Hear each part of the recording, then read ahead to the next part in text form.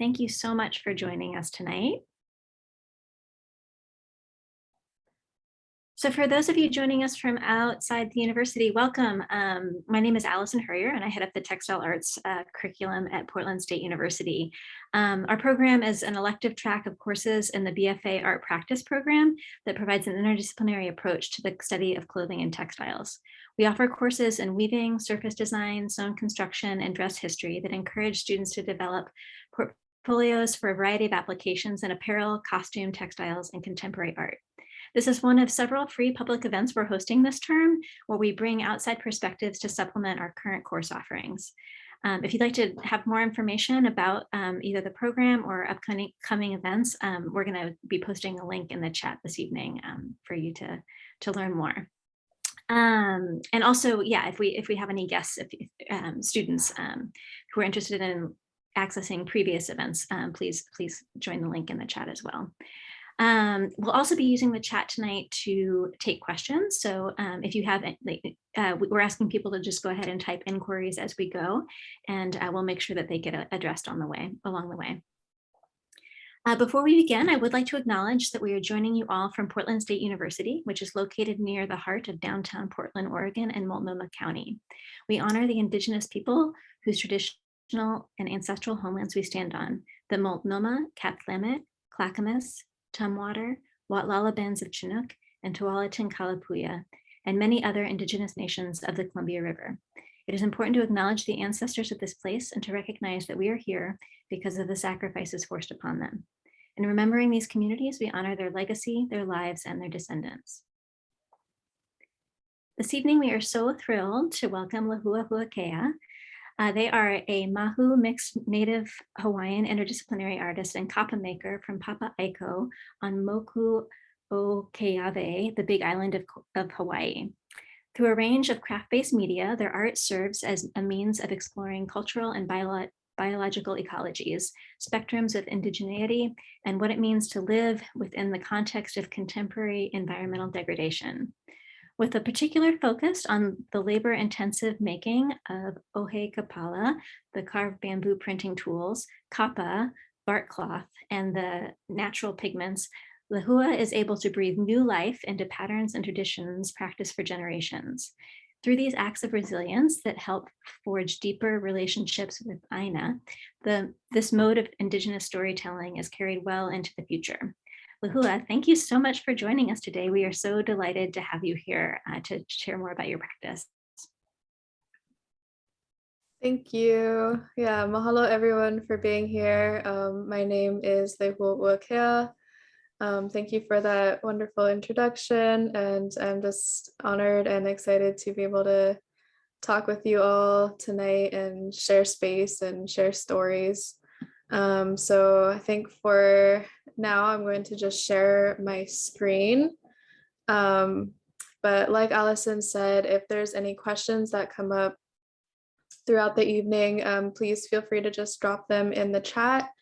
And don't worry about interrupting or anything like that. I'd be happy to answer any questions as we go along. All right, so.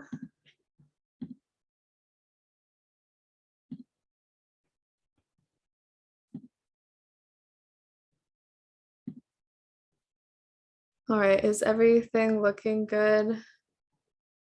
Looks great. Okay, sounds good. And I don't think I can see the chat from when I'm sharing my screen. So, oh, actually looks like I can. If I do miss anything though, please just give me a holler. So like I said earlier, my name is Lehuauakea. I am Native Hawaiian. I am a interdisciplinary artist and kapa maker. Originally from the Big Island, now I live in the Pacific Northwest, where I've been for about 10 years now. And I really started going down this path just a few years ago, but it wouldn't have, if it weren't for my relocation to Oregon and this region, I wouldn't have ever started doing the work that I'm doing now. So sometimes, you know, life works in weird ways, and you don't realize something until you don't have it anymore. And so that's how it was with me and my connection to my culture and my community back home. Once I was removed out of that environment, I really started feeling a void for just my Indigenous identity and my culture, my language, our traditional practices. And that's kind of how I started falling into the work that I'm doing now with reclamation through kapa work. And for those who are not familiar, kapa is a traditional textile made from the bark of certain trees. The ones that we use specifically in Hawaii, we most favor the paper mulberry tree or the wauke. And here's a picture of one of the groves that I gather material from. And you can just see how dense this plant grows. It's a very sustainable fabric, because once you cut down one of these individual kind of sprout-like trees, there's at least 6 to 10 individual little offshoots that are growing in its place. So it's actually very sustainable to keep these in check, to keep them pruned and to keep harvesting them for material for this specific practice. Back in the day before colonization in the Hawaiian Islands, kapa was such a very prevalent part of everyday Hawaiian life. Our babies were born into this material. Our elders, after they passed away, their remains were buried in this cloth. We used it for ceremonial purposes as well as everyday purposes like clothing and bedding. So you really lived your whole life from birth to death, literally within this cloth. And it was so important to parts of the Pacific, including the Hawaiian Islands, that as our ancestors were voyaging across the Pacific Ocean, it was one of their staple plants that was brought when they were exploring the oceans and finding new islands. So you'd find it alongside taro and breadfruit and sugarcane, things like that. It was very much akin to those plants. It had an equal place in their society. And so that's kind of a good kind of scale to get a sense of the scale of these plants. We harvest them for kapa when they're about, I want to say 1.5 to 2 inches in diameter, and they can range anywhere between 6 to 8 feet long. And that's how long the strip of cloth is that you will get. And then to make bigger pieces, we just beat these together, which I'll kind of dive into later.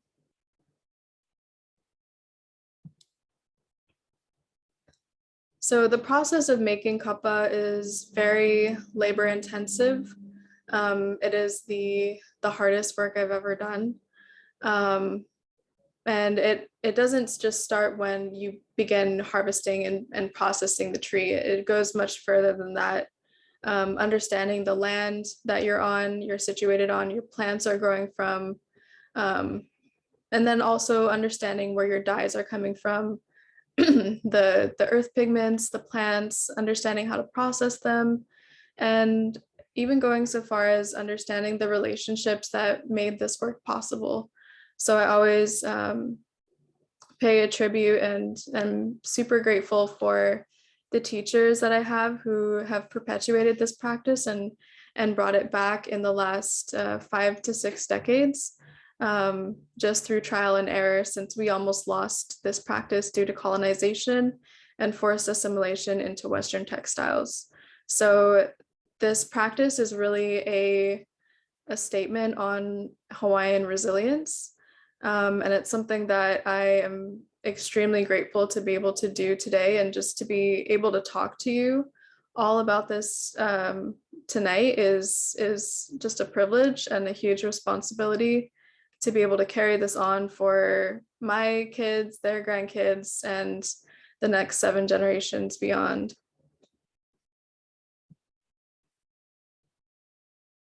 And so the process beyond just harvesting the material or gathering your trees, Like I said earlier, it's very, very multi-layered, multi-stepped.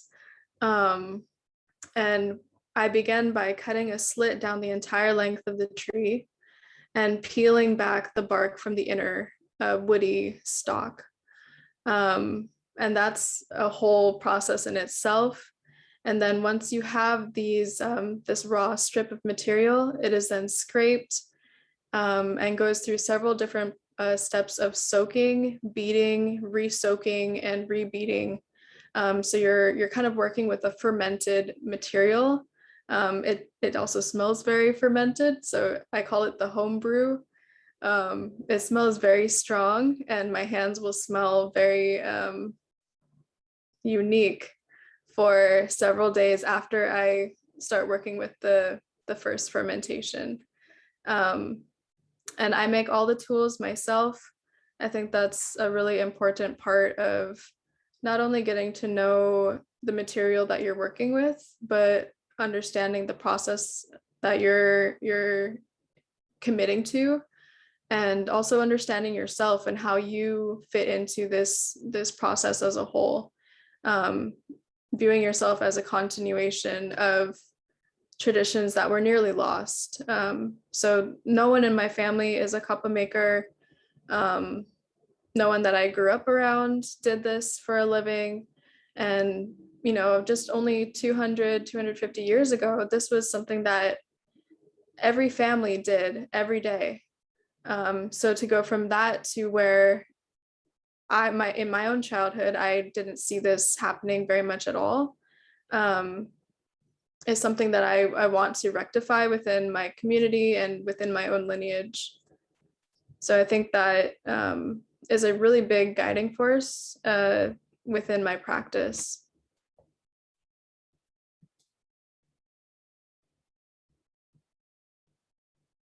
Here's another kind of process image.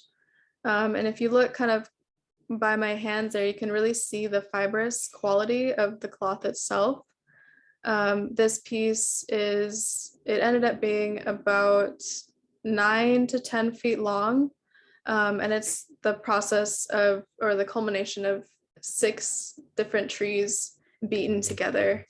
So this piece I started doing in Santa Fe while I was on a residency out there this summer. And it took about 2 months of soaking and beating and rebeating to get to the point of this large cloth, which is now hanging up in the Portland Art Museum if you'd like to go see it. Has a bunch of different patterns on it. So I'm very excited to share that with you all. And like I mentioned earlier, making the tools is a really big part of the process, just because you can't go out and buy these things from like a Blick art supply store or like a Michael's or something like that. These are tools that are very specific to the process, and they vary throughout the Pacific.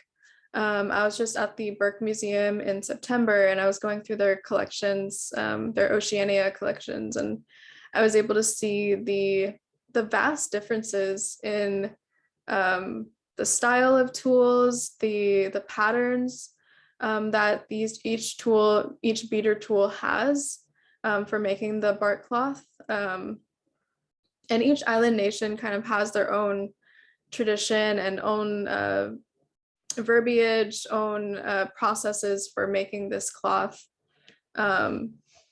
So it's really specific to each community. Back when kapa was widely practiced throughout Hawaii, we were kind of known for having the finest, the most beautiful kapa out of all of Polynesia. And that was because our cloths were tissue paper thin, but extremely strong because all of the material was felted together. And that's part of the purpose of these beater tools. The different variations of line work help to beat those fibers together.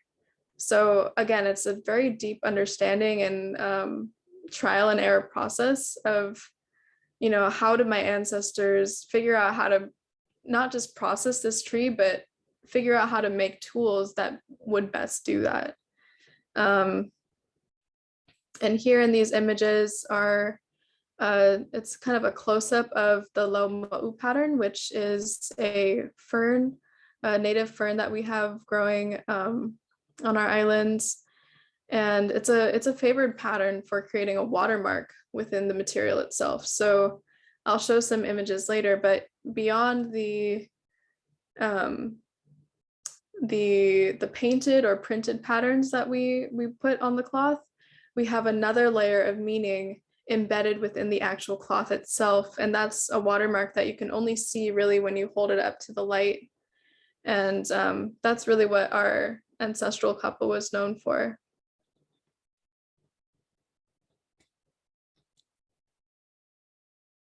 And so there's a really freshly beaten raw piece of wauke that's just been transformed from a strip that's about 4.5 inches wide to a piece that is about 1.5 feet wide.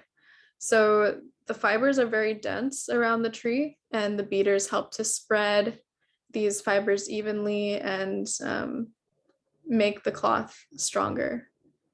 And you can see just how white and brilliant the material is just right off the tree.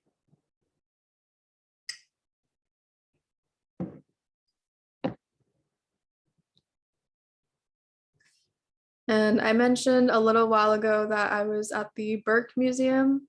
These are a couple of examples of kapa that I found while I was going through their collections.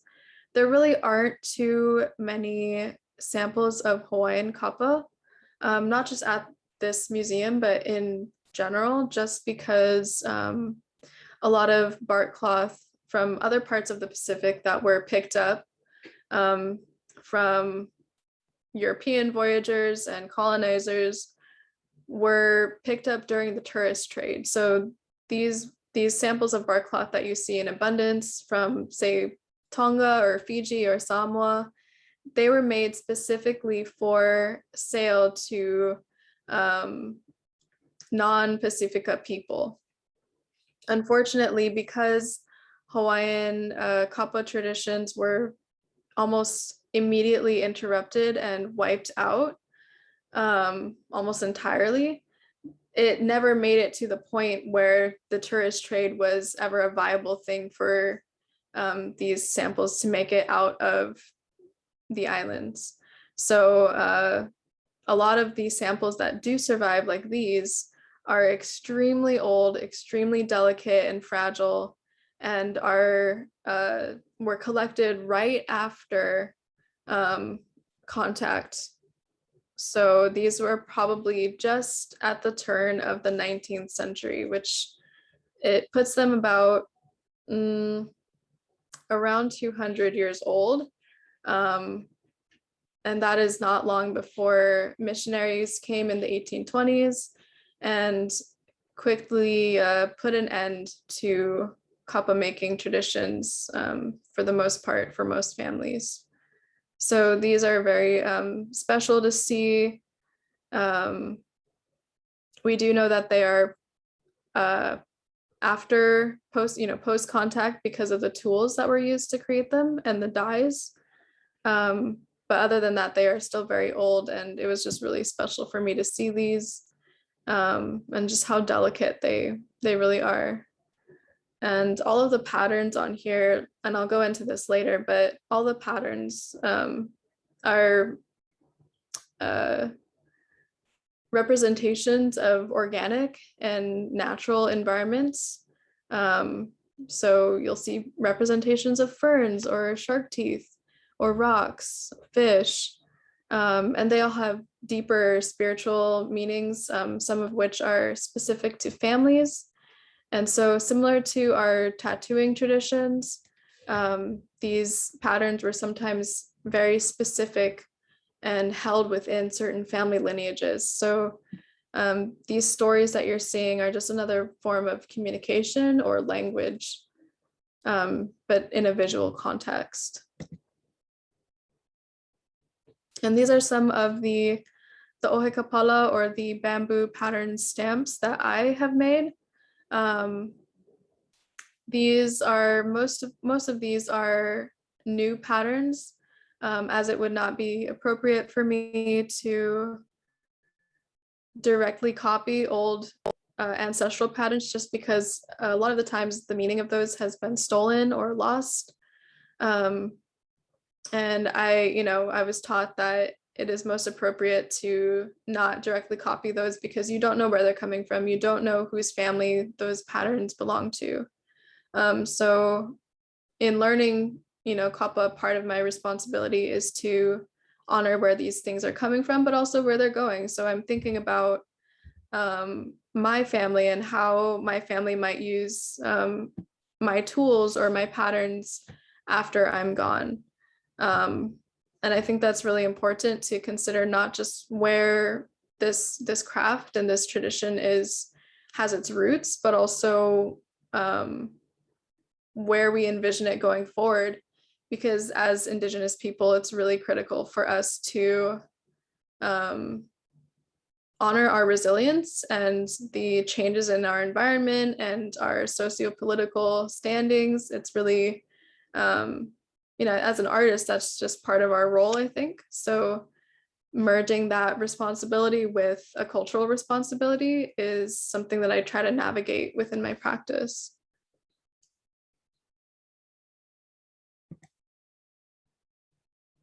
And part of that responsibility also is understanding the land that I'm working on and working from and within. And in one way of doing that is learning about the lands that I'm working from a geological perspective. So I prefer to work with earth pigments over plant dyes, just because plant dyes are infamously fugitive. What that means is they're very temperamental to different changes in acidity and their environment. And earth pigments, I think, just for me personally, they're a little bit more surprising. Like this blue here, it's called Vivianite, and it comes from lands out on the Oregon coast.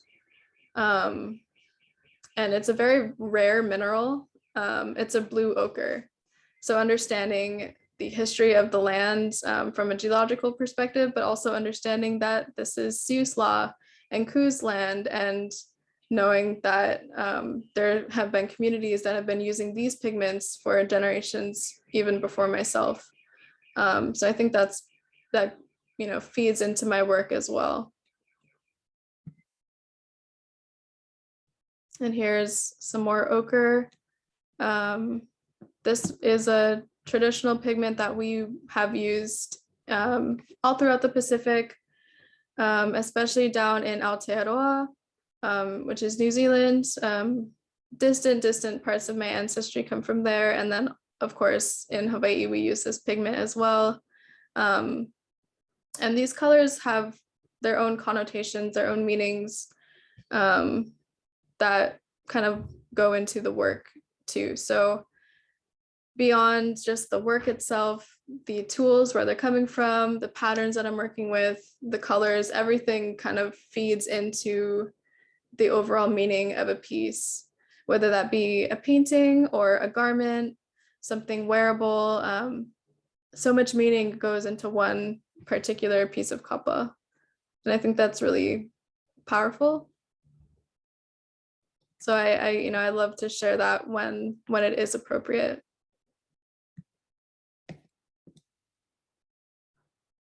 And so these are just, I think the next few slides are samples of my work. Some of which are a little bit more recent than others, but most of which are made in the last year or so.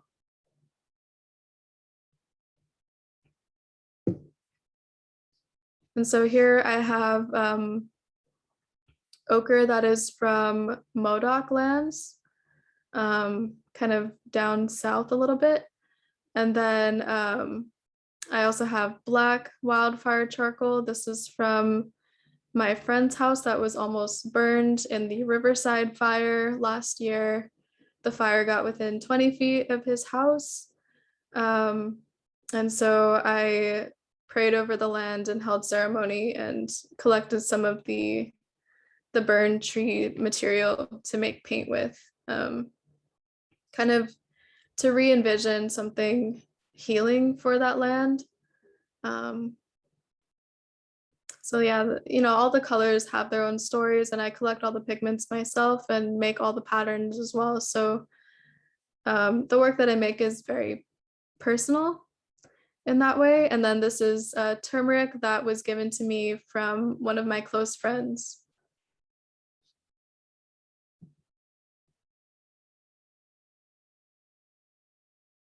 Here's another piece. This one is specifically about Santa Fe and my connection to Tiwa lands. Kind of looking at how rainbows are a bridge between different environments, no matter how far I travel away from home. And again, all of these pigments at the top here in the rainbow are completely natural. I haven't adjusted the saturation or anything of this image, so I think it's really a testament to just how many different colors there are in the spectrum of Earth. It's really beautiful, and you can get pink soil, purple, blue, green. And I didn't know that until just a couple years ago, once I started doing the work that I'm doing now. And it's really opened up a whole new world, just seeing the world through a totally different lens.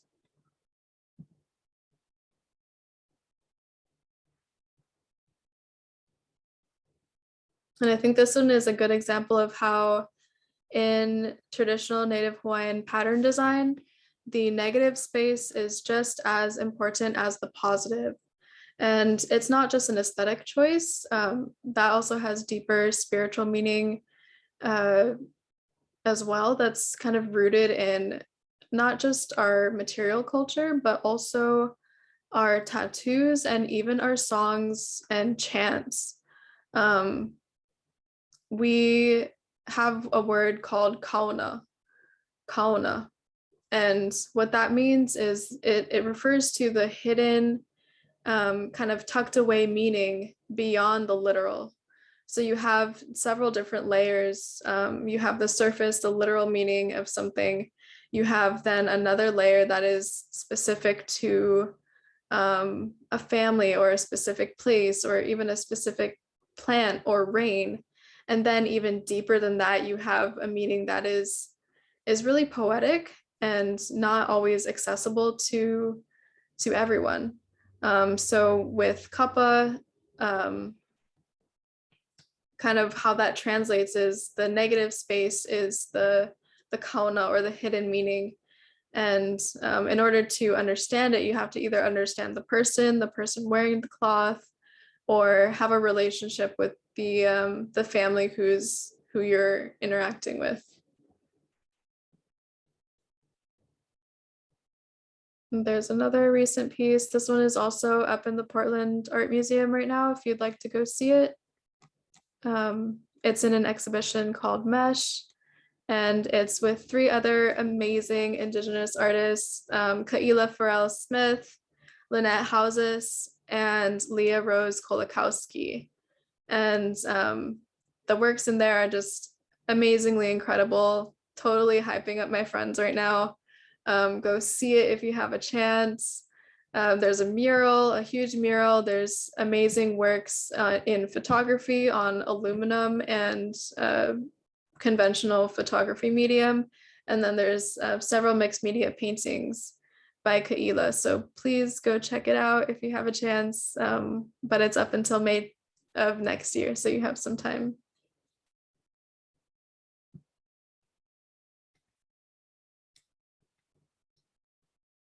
And I think something that I really enjoy doing as an artist, as a continuation of this traditional practice, is finding new ways to work. I think so many times Indigenous art is relegated to just being in the archives of a museum or seen as something that cannot be considered contemporary art. It's just traditional craft. And the way I see it is, why not both, you know, because Indigenous people are still here, Native Hawaiians are still here, and our work is not going to be stuck in the past. Just like we are still here today, our work is going to reflect that resilience and those changes and up until a contemporary time. And so I think it is important to understand where the work is coming from in terms of learning the older processes so that you can make this material and honor it respectfully. But at the same time, I think it's also equally as important to take it into the future and envision a new tradition that is perhaps a little bit more relevant and speaking to where we are at now, culturally, community-wise, and even globally, talking about ongoing environmental issues and more. So yeah, I think that's something that I do try to address and navigate in my work, just because I am kind of at an intersection that is really comes with a lot of responsibility. And this piece was kind of just like a really fun one for me to do, showing all the different colors of the earth pigments that I work with and making my own plant dyes. This is one of the only pieces that I have worked with plant dyes in a more recent sense. And this one was kind of a modern Native Hawaiian take on the pride flag, being queer myself and being arriving at this level of my identity would not have been possible without reconnecting to kapa work. So putting all of these things together, this in a way is like a self-portrait, but just also a celebration of the possibilities of our environment.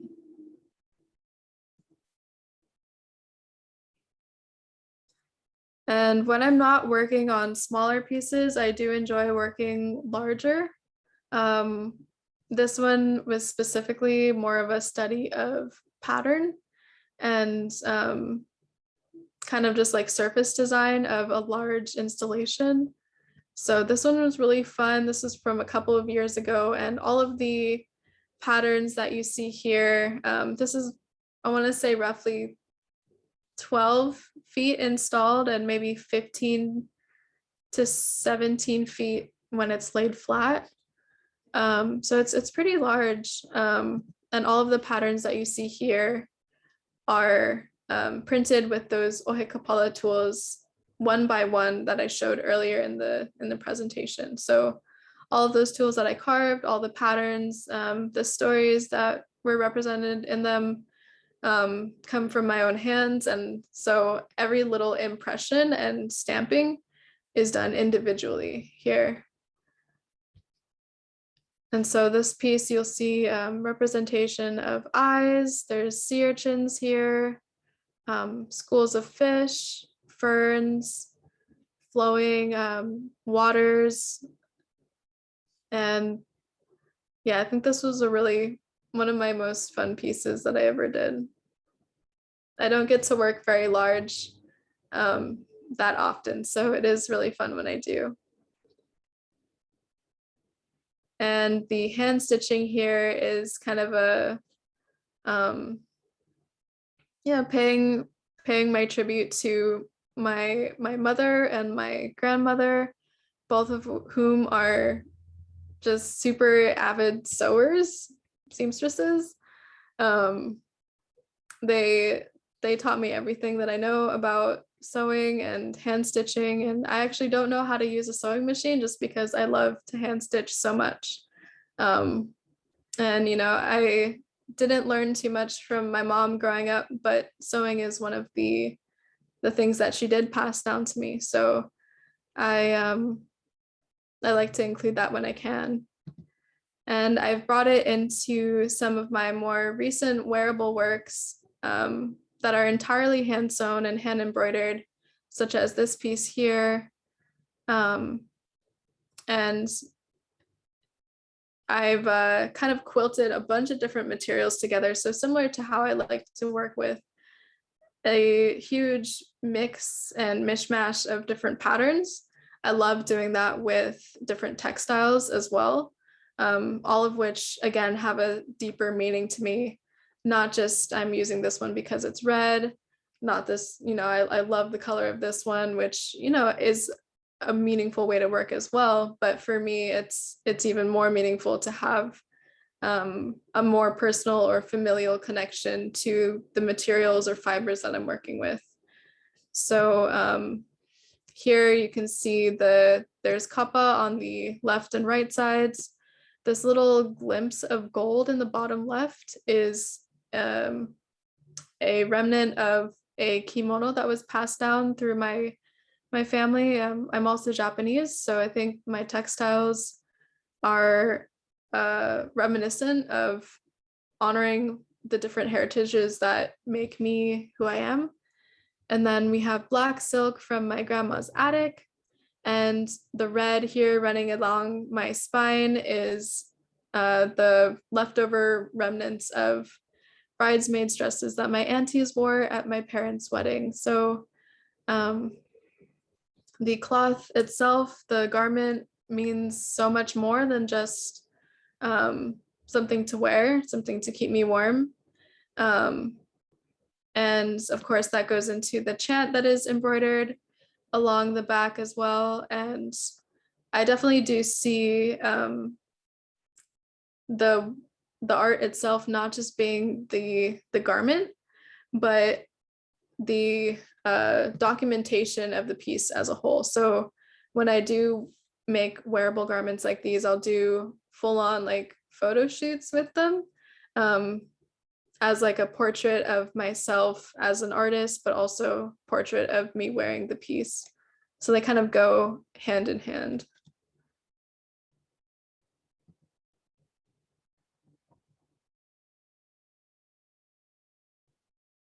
And here's another one. This one is more specific to my family and my hometown. So everything is hand quilted, hand embroidered. And a lot of the materials were either gifted to me or just passed down. And totally different vibe than the last one, but still very much reminiscent of how I like to work with putting together different materials that end up almost becoming a self-portrait of myself.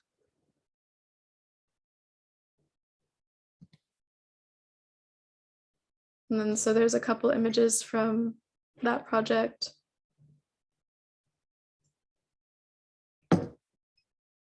And just a side note, these were totally taken on an iPhone. So if any of you guys are wondering about if you need a super fancy DSLR or anything, props to you if you have it. I do need to invest in one, but it is possible to get by without one.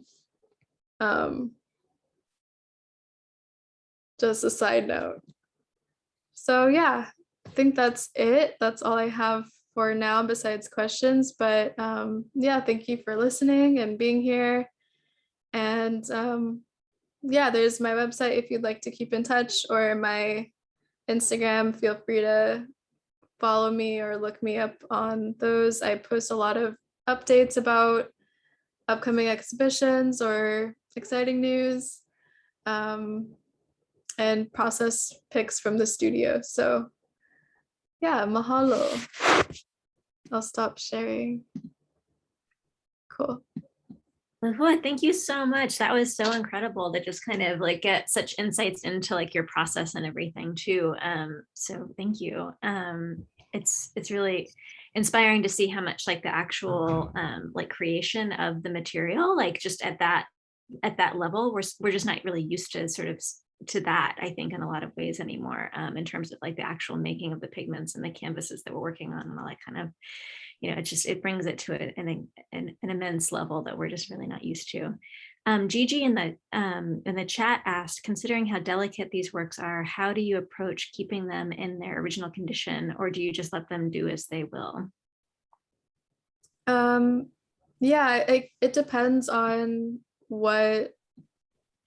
how big the piece is, I think is the biggest concern. For the smaller ones, they're a lot easier for me to just store them flat. And so I'll usually store them pressed between a couple pieces of cardboard, and that's usually sufficient. For large pieces, like that large installation that was covered in patterns, I usually keep that one folded up almost like a blanket, because that's the best way to keep it safe. But the dyes that I use in that project, there's a couple of berry dyes and turmeric dyes that I've used. And over time they have faded a little bit, just because that's the nature of painting with dye directly on paper that hasn't been treated with a mordant. And I think that's really beautiful to let them shift and change over time, just because, nothing in this life is permanent, especially things from nature.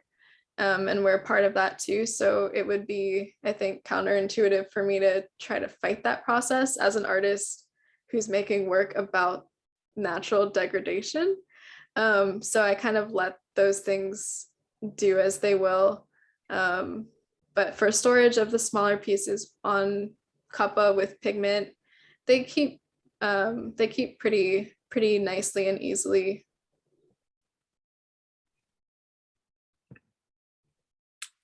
Britta has her hand raised.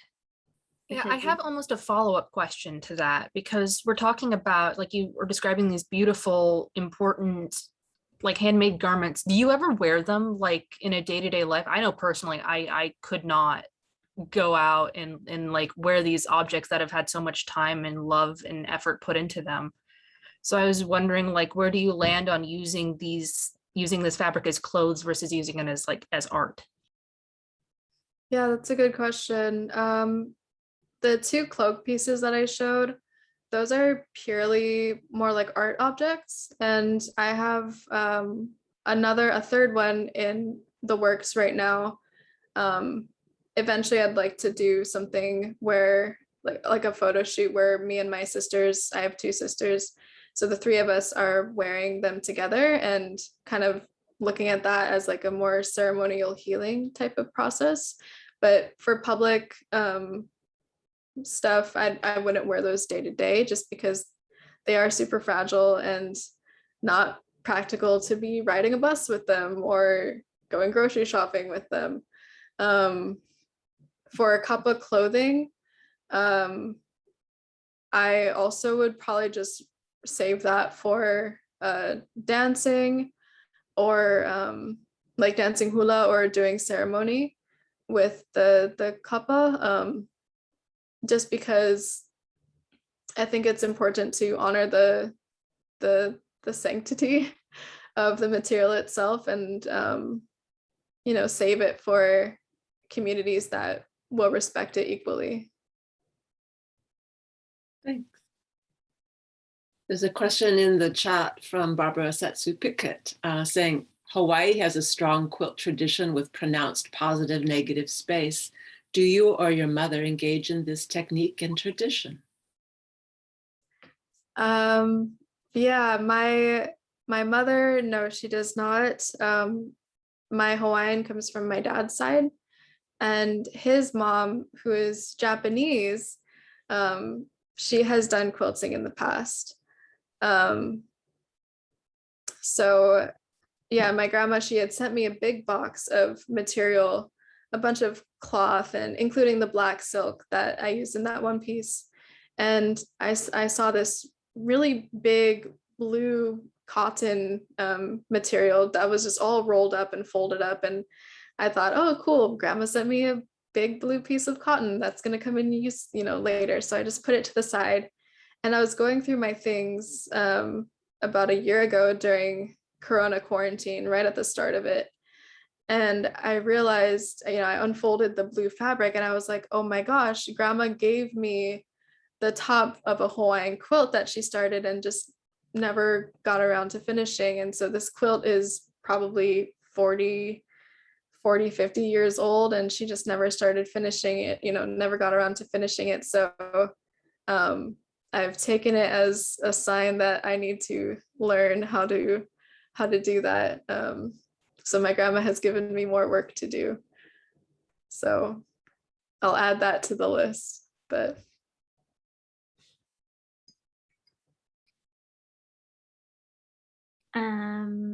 We have another question in the chat. I'm curious how you deal with issues of identity when it comes to being mixed white, Japanese, and Hawaiian.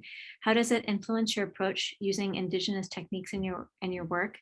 I have an Indigenous parent, but being half white makes me hesitant to use our traditional techniques in my work.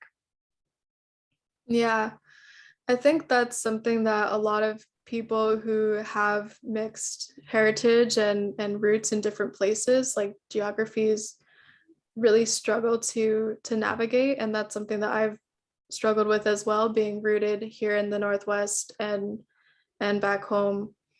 Yeah, I think the biggest part for me was finding my community. And once I found that, I was able to feel like I had a place to start reconnecting. And by that, it was not just with art, but also language, cultural practices, dancing again, and just even sharing food with people who have similar experiences or cultural backgrounds as me. So yeah, identity is a huge one, and it's not something that I was able to unpack overnight, or I think anyone will really be able to unpack. It's something that comes over time, and it's different for everyone, right? And so my advice, or my recommendation, if there's anyone else kind of going through similar things, is to you more than anyone else know where you're coming from. So don't listen to anyone who might be doubting you, saying you're not enough this or you're too much this to be that, because there will be people who say that, and there have been people who say that to me. But at the end of the day, it's really your life that, it's your life you're living, and that's what's important. So if it's important for you to reconnect and to find those traditions again, to find those old ways of working, there are people out there who would be happy to help. So yeah, it took me a while, but I'm happy to be able to help anyone else who has similar experiences being Polynesian or Pacifica. Emily has a question. Emily, did you want to ask it? Yeah, so kind of on a similar note, I'm wondering how it's felt to kind of navigate the tension between wanting to preserve this tradition and have it be displayed in places like museums, while also acknowledging the fact that so many of these tools and traditions have been stolen and then kept in museums and not been allowed to be owned by the people that they belong to. And what's that been like, and how how do you see that moving forward and that kind of balance? Mm-hmm. That's a really good question. It's something that I've more and more had to consider navigating as I've progressed in my work and my career. And just as a Native person, I'm very reluctant to engage with institutions and museums because of that history you mentioned, because of what was stolen, the misrepresentation or complete utter lack of representation and inclusion and visibility of Native people, and owning their own tools and artifacts and objects. So for example, the show that I'm in right now at the Portland Art Museum, I wouldn't have chosen to move forward with that exhibition if it weren't curated by another Native person, and then also featuring other Native artists. So I think that was a big part that helped me say yes to that. But, you know, at first I was very skeptical. I was very reluctant, just because a lot of our work has been capitalized off of, whether that be in a historical sense or a contemporary sense happening right now. Working with the Burke Museum in September was really an amazing thing, because they are fully aware and vocal about how a lot of those objects in their collection have maybe had sketchy histories of how they were acquired and collected. And the person that I've been working with, who is my main contact there, Holly Barker, she has been an amazing support to just, you know, inviting me to come in and look at the objects whenever I would like to, literally like whenever I wanted to. And to their policy is, if this object is coming from your own culture, your own heritage, you don't need to use gloves to handle it, because they believe that it is important for us to literally make that physical connection. And that's just something that is kind of unheard of in museums.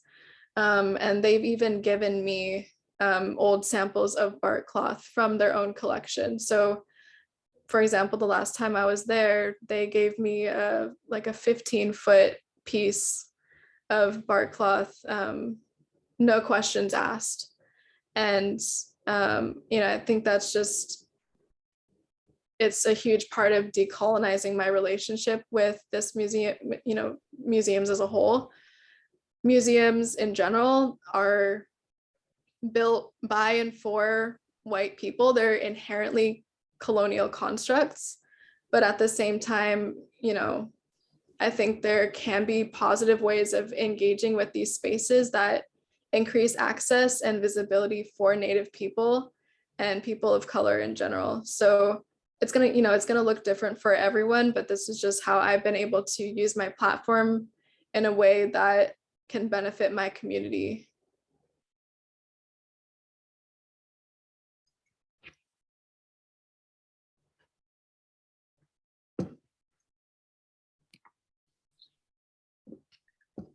I know that I had a question, just something I thought that was really interesting was that, like, just the insistence that you have in terms of not using kind of traditional or historic patterns, but actually like working to create your own patterns. And I'm curious just about how you develop that visual vocabulary for yourself, in terms of the, like, how you actually create the patterns, and then and thinking about how that, like, not only connects sort of with identity that's inherent in ancestry, but also just the contemporary sort of identity that you embody as well.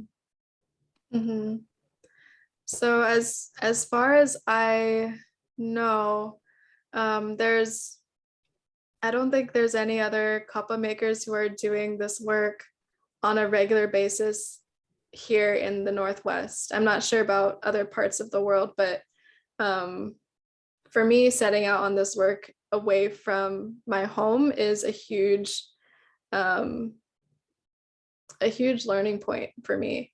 And so the patterns that I create, I think it's important for me to reflect that separation, because those patterns themselves are what ultimately bring me back to home, bring that connection back full circle.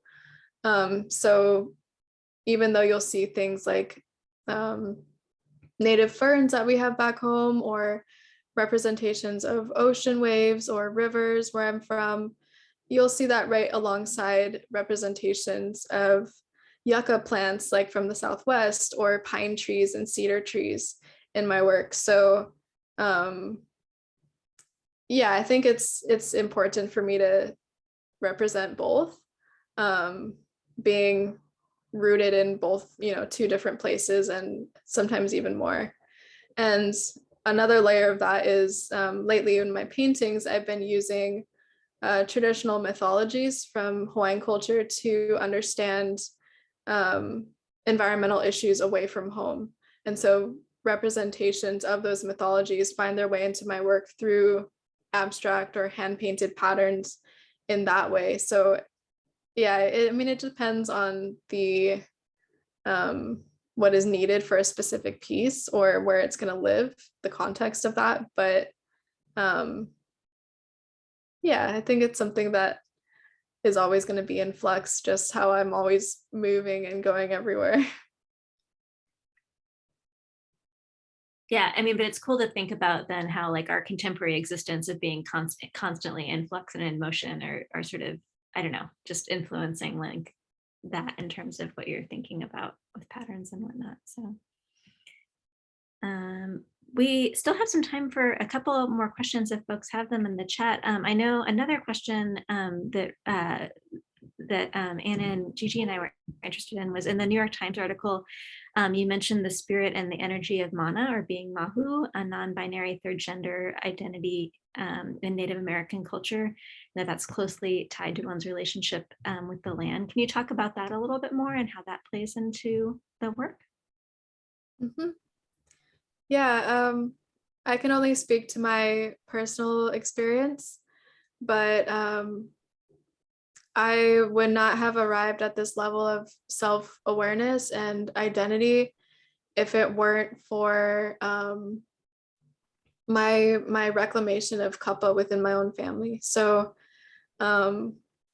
starting out on this work, I began with carving and eventually started learning how to make the kapa itself. And that coincided right around the same time as me coming to an awareness of my gender identity and my sexuality as māhū. Māhū is kind of like an umbrella Hawaiian term for LGBTQ plus identifying individuals. And I talked a little bit about that in the New York Times article.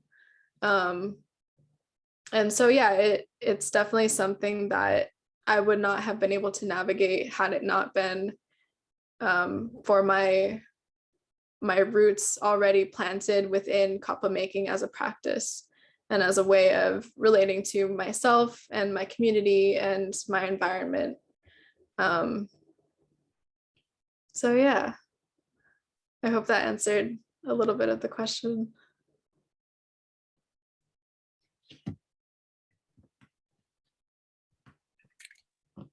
Any other questions? Somebody was asking if this would be recorded afterward, or the recording would be available. And yes, we will post a link into the chat where our archive exists. So, Anna, did I see you had maybe a question? Yes, I have a question. Going back to working with museums, I know that you co-curated an exhibit, the Displace exhibit at the Five Oaks Museum, and they had 20 Pacifica artists involved with it. So could you talk more about that experience? Mm-hmm. Yeah, that was a really amazing experience. Opened roughly a year ago at the Five Oaks Museum, especially trying to navigate doing all of this curatorial work in a pandemic. And so it was completely virtual just because social distancing restraints. But what was special about the Five Oaks Museum's approach to their curation is they invite community members to do all of their curatorial programming for the entire year. So you don't need to have a master's in curatorial studies to participate in this, which is often a requirement from larger institutions like the Portland Art Museum and beyond. So this really allowed me to have an entry point into doing this kind of work, which is related to what I do, but I don't have the papers for it, right? And in doing that, me and my curatorial partner Kanani Miyamoto, we both agreed that Pacifica people are often not included or given access to these kinds of spaces, but that doesn't mean that their stories are any less valid or needed and important within our larger understanding of the region's history. And so we wanted to create an exhibition that would talk about the ongoing histories that connect Hawaii and the Pacific Northwest, dating from the 1700s up until today. But we wanted to do that using the voices of our community. And so we invited a bunch of artists, some of whom were Hawaiian, some of whom were not, just because these histories are not exclusively Native Hawaiian. And we also invited musicians to come in and share their stories, their music, local restaurants and businesses. And it was just kind of a really huge tribute to the vast contributions that people from Hawaii, having roots in both places, have offered to Oregon history and all the way up the Northwest Coast. So that being able to share that platform was a huge responsibility and just an honor to be able to do that. Fabulous. You also are involved with Pacifica Action Awards, correct? You are organizing that initiative. Mm-hmm. And maybe you could say a few words about that. I'm going to post that in the chat. Yeah, please do. The Pacifica Action Awards is an initiative that I started stemming from the response that we got to the Displaced exhibition. And it's specifically a award fund, not a scholarship, dedicated towards graduating high school seniors of Pacifica ancestry who wish to continue their commitments to culture and community beyond high school. And that doesn't necessarily have to be in college or higher education. It could be something completely outside of academia, just to recognize that our community's contributions are within and beyond academia. So I started that last year and then funded that in part by our sister project, which is Kupa'a magazine. You can follow us, look us up on Instagram. But that is a magazine dedicated towards featuring the voices of Pacifica creatives and community members. And all the funds, the proceeds from that magazine go towards funding these awards. So we were able to give out 2 awards this year, one $2,000 award and $1,000 award to 2 different students who are perpetuating their goals beyond high school. So it's really cool to just be able to do that and to encourage these kids to keep going, whatever it is. So yeah.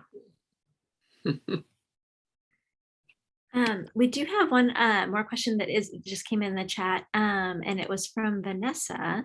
Vanessa was curious if you're familiar with bark cloth from Uganda and if there's any connections between the 2 traditions for you.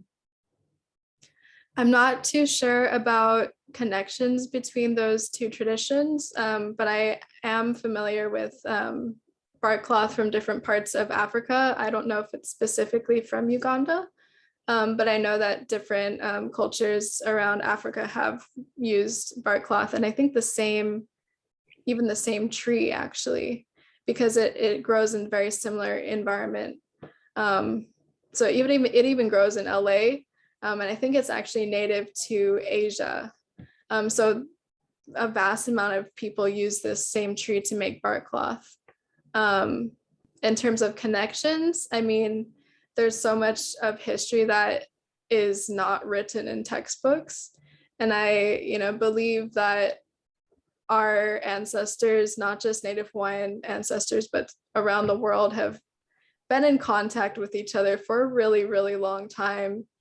And it wouldn't surprise me if there's oral histories or chants and songs that talk about connections between Hawaiians going to Africa. Even we have chants that I know of Hawaiians going to different parts of Mesoamerica and making contact with people in the Andes even. So it wouldn't surprise me if there's a connection between Pacific bark cloth connection or traditions and that in Uganda. Well, and I think piggybacking off of that question, just going back to kind of process points and whatnot, like, what do you think in terms of this, this kind of, I mean, what you're doing with the foraging, and then also just like this actual like labor intensive process of creating the kapa. I mean, it's all really slow art making in a lot of ways, in terms it like, there's not that immediacy of just going out, buying the paint, putting on the pre-made canvas and whatnot. And so I'm curious about how just like being that like physically involved with all the materials that you're doing, how does that inform your relationship with art and the product that's created? It makes it so much more intimate, from the very beginning to the very end. Yeah, just because, someone could ask me like, oh, how long did that piece take you to make? And I'm like, well, the painting part just took a few days, but creating the pattern tools took, a while, gathering the material to make those tools, the amount of time it took for the tree to grow. Do we go all the way back to there? Do we go back to how long it took me to gather all the pigments to make these patterns? It's just going back to the idea of I'm just part of a continuum, right? And so thinking about, in terms of that continuum, yeah, the work, it becomes way more intimate, way more tied to the land and seeing myself within those relationships. And then art in general, it gives me a really deep appreciation for art that takes time. I think a lot of our culture is so like instant gratification, like we want everything to happen so fast. Social media has contributed to that quite a bit. And I had to realign my values around social media recently, because so much is demanded of artists these days to create TikToks for instant likes and shares on, social media platforms, and to just create posts that, get you instant viral likes. And the longevity of that medium is so different from the longevity of the work that I do. And so how do I negotiate those two very different things? And sometimes the best way to negotiate that is to not engage. And I might be like a grandma for thinking that way sometimes, but I think it's important to navigate those boundaries carefully and understand what needs to be shared, what should be shared, and what is best kept for you and your community. I want to go back to an earlier question about kapa. How often would kapa be made traditionally? And would they be made within the family unit or as a larger community? Emily Buss wanted to know that. Kapa would be made every day. There were some times of the month, certain moon phases, where it was kapu or not allowed to be made, just because it is a noisy activity. It's like banging a baseball bat on a wooden table. It's very loud. But so there are certain ceremonial times that it wasn't done, but to answer your question, pretty much every day. And it was typically a woman's craft. So men were completely forbidden to interact with the women while they were making it. And that has deeper roots, deeper stories that are for another time. But we'd have entire kapa making houses that were reserved just for wahine. And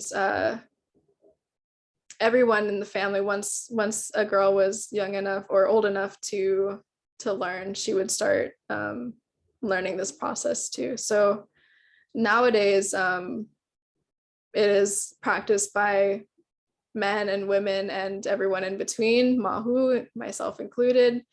It's not just a woman's craft anymore. I think that helps to perpetuate it, and kind of break down those gender binaries within our own culture. But it was very prevalent, done within every family except maybe the higher class, because it was a lot of work, it was a lot of labor.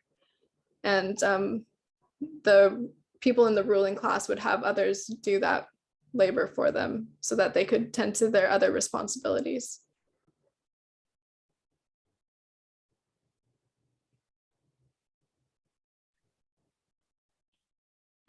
I think when we were talking about just the slowing down of art, Gigi asked how the formal art education in painting prepared you at the processes that you're working on now. Since especially because it's a lot, it's different, right? Very different, and that's a hard question. That piece, that large like wall installation piece that I showed earlier, that was actually my senior thesis project at PNCA. My major was in painting, but you know, I kind of took that in a direction that was more conducive to what I wanted to focus on. So there was no one teaching like traditional Hawaiian carving at PNCA or bark cloth making at that school. But I think my formal education in painting allowed me to have this understanding that you can do whatever you want to do as an artist, and allowed me the mental freedom to break those boundaries that I had originally set up for myself, those expectations that I need to fit into a certain specific box. I think painting literally oftentimes is a box just because you are fitting your work into a frame. And working the way I do now, I think is a kind of, it's like super cheesy, but it's like a metaphorical like breaking out of those boxes, just because my work follows the shape of the trees that I'm working with. So yeah, I think that helped me decide what I didn't want my practice to look like, but also in a more like logistical sense, PNCA and my college education helped me to make connections in the art world, if you will, and kind of situate myself within that, figure out where my work belonged and how I wanted to engage with that, being all the intersections that I am.